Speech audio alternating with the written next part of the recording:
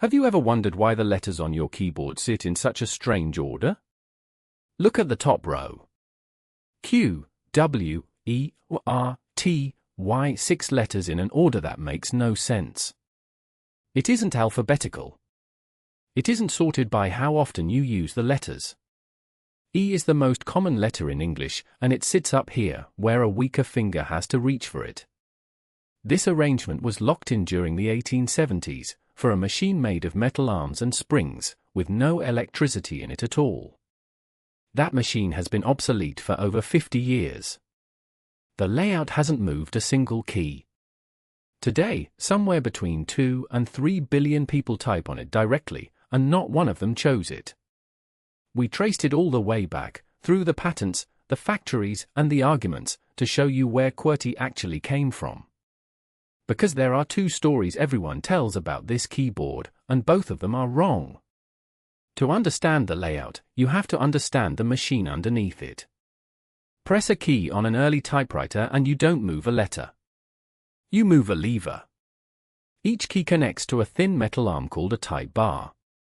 The bar swings up in an arc and strikes the paper. Then gravity and a spring pull it back down. Here is the part that matters: every single bar strikes the exact same spot. All of them are crowded into one basket, swinging toward one point. And a bar that hasn't fallen back yet is still in the way. Hit 2 neighboring keys quickly, and the arms collide mid-air and lock together. The typist stops. The page smudges. On a machine where you couldn't even see what you were typing, a jam could ruin a whole sheet before you noticed. So the arms had to be spread out. But spread out how, and according to what? In 1868, in a workshop in Milwaukee, a printer named Christopher Latham Sholes patented a writing machine with 2 colleagues. Its first keyboard was almost alphabetical, 2 rows, laid out roughly A to Z. And it jammed constantly.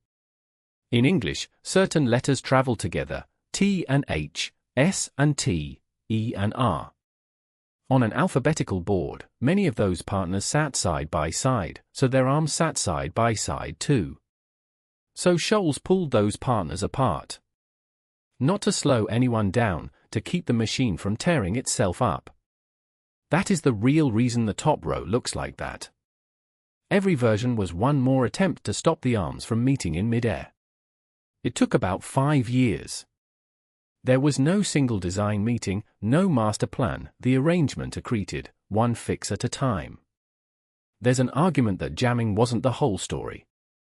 A 2011 paper from Kyoto University points out that many of the earliest buyers were telegraph operators transcribing Morse code, and that some letter groupings make more sense for them than for a jamming machine.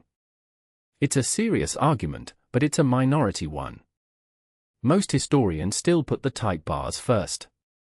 In 1873 the machine reached E. Remington and Sons, a company that had been making guns and sewing machines. Their mechanics adjusted the layout once more for manufacturing, and shipped it as the Sholes and Glidden typewriter. Look at the top row once more. Every letter of the word typewriter is sitting in it, so a salesman could type the product's name without leaving one row. That part is true. Whether anyone meant it to be true, no document has ever shown. Then Remington did the decisive thing. It didn't just sell machines, it trained the typists. Schools taught this board. Employers hired people who knew this board. Rival makers who wanted those typists had to copy this board. By 1900 the question was settled. It seemed like the layout had simply won. But in 1936, a professor named August Dvorak published a different keyboard, vowels under one hand, common consonants under the other. On his layout, about 70% of typing happens on the home row. On QWERTY, it's closer to 30. Your fingers really do travel further on this keyboard. That part is measurable. From that came the second story, that we are all trapped on an inferior standard. But the evidence for it is thin. The most cited study was run under Dvorak's own supervision, a problem 2 economists documented in 1990. And independent research since has found no meaningful speed advantage for trained typists.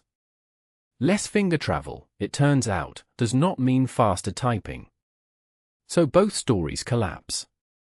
QWERTY was not built to slow you down, it was built to stop a machine from jamming. And the layout that was supposed to free us doesn't actually make us faster. Nobody designed this keyboard. It was negotiated between a jamming machine, a factory floor, and a training school. And then it stopped moving because too many hands had already learned it. Every day you use 100 systems that were never really designed either.